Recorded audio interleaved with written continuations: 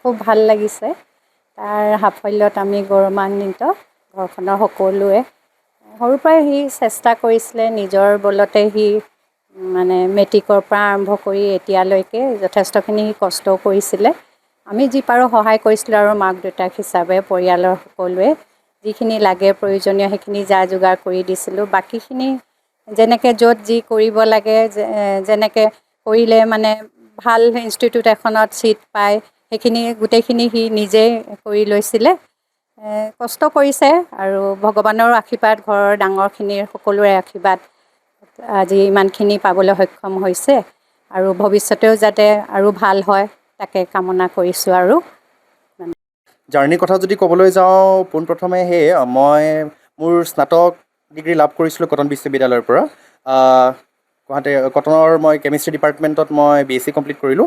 তাৰপিছত সেই BSc কৰি থকাৰ সময়তে IIT JAM বুলি এটা প্ৰৱেশিকা পৰীক্ষা আছে, যিটো মানে আপোনাৰ স্নাতক ডিগ্ৰীৰ বাবে, যিটো মাষ্টাৰ ডিগ্ৰীৰ কাৰণে আপোনাৰ IITবোৰত এডমিশ্যনৰ কাৰণে আপোনাৰ প্ৰয়োজন হয়।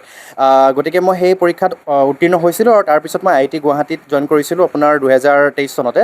আৰু তাতে মই মোৰ স্নাতকোত্তৰ ডিগ্ৰী মই লাভ কৰিছিলোঁ তাতে, MSc কেমিষ্ট্ৰিত। তাৰপিছত সেই সময়ছোৱাতেই মই বিভিন্ন পৰীক্ষাসমূহ দি আছিলোঁ, যেনেকৈ আপোনাৰ যে আমাৰ যিটো আমাৰ ছাবজেক্ট হিচাপে CSIR নেটৰ পৰীক্ষা হয়, গেটৰ পৰীক্ষা হয়, সেই পৰীক্ষাখিনি মই দি গৈছিলোঁ। তাৰপিছত আপোনাৰ সেই পৰীক্ষাখিনিতো মই উত্তীৰ্ণ হ'বলৈ সক্ষম হৈছিলোঁ প্ৰথম বছৰ আৰু দ্বিতীয় বছৰত মোৰ স্নাতকোত্তৰ ডিগ্ৰীৰ। বাকী এই যিটো বৰ্তমান PhD প্ৰগ্ৰামত মই জইন কৰিছোঁ, তাৰ কাৰণে আপোনাৰ এপ্লিকেশ্যনছ আৰম্ভ হয়। আপোনাৰ প্ৰত্যেক বছৰে আপোনাৰ দুটা সময়ত আৰম্ভ হয়। মই আপোনাৰ যিটো জুলাই 2026 কাৰণে যিটো আপোনাৰ এডমিশ্যন প্ৰচেছ তেওঁলোকৰ আৰম্ভ হয়, তাতে মই এনৰোল কৰিছিলোঁ। তাতে আপোনাৰ অনলাইন ইণ্টাৰভিউ যোগেদি আপোনাৰ কেইবাটাও ইণ্টাৰভিউ হয়। মূলতে কৰ্চটো হৈছে PhD আপোনাৰ IIT বম্বে, তাৰ লগতে আপোনাৰ অষ্ট্ৰেলিয়াৰ এখন খুবেই প্ৰখ্যাত বিশ্ববিদ্যালয় এখন আছে, মনাছ বিশ্ববিদ্যালয় বুলি। গতিকে IIT বম্বে আৰু মনাছ বিশ্ববিদ্যালয়, এই দুইখন বিশ্ববিদ্যালয়ৰ কোলাবৰেশ্যন হিচাপে এই প্ৰগ্ৰামটো আপোনাৰ তেওঁলোকে অৰ্গেনাইজ কৰে, আৰু তাতে আমাৰ যিটো PhD প্ৰগ্ৰাম হ'ব, তেওঁলোকে সেই কৰ্চটো সেই হিচাপে লৈ যায়।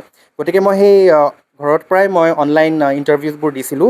ইণ্টাৰভিউত মূলতে আপোনাৰ প্ৰজেক্ট হিচাপে আপোনাৰ যিকেইজন ছুপাৰভাইজাৰ থাকে আমাৰ IIT বম্বেৰ যিকেইজন আপোনাৰ প্ৰফেচাৰ হয়, বা মনাছ বিশ্ববিদ্যালয় অষ্ট্ৰেলিয়াৰ যিকেইজন প্ৰফেচাৰ হয়, তেওঁলোকৰ লগত আমাৰ সাক্ষাৎকাৰ হৈছিল, তেওঁলোকৰ লগত আমি ইণ্টাৰভিউত বহিছিলোঁ। মুঠ মই 4টা ইণ্টাৰভিউ দিছিলোঁ একেলেঠাৰি, মানে এটা ষ্টেজ হিচাপে যায়। মূলতে আপোনাৰ মুঠ যিমান মোৰ জ্ঞাত 22জন ব্যক্তি, আচলতে 22জন ষ্টুডেণ্ট ছিলেক্ট হৈছে বিভিন্ন প্ৰগ্ৰামত।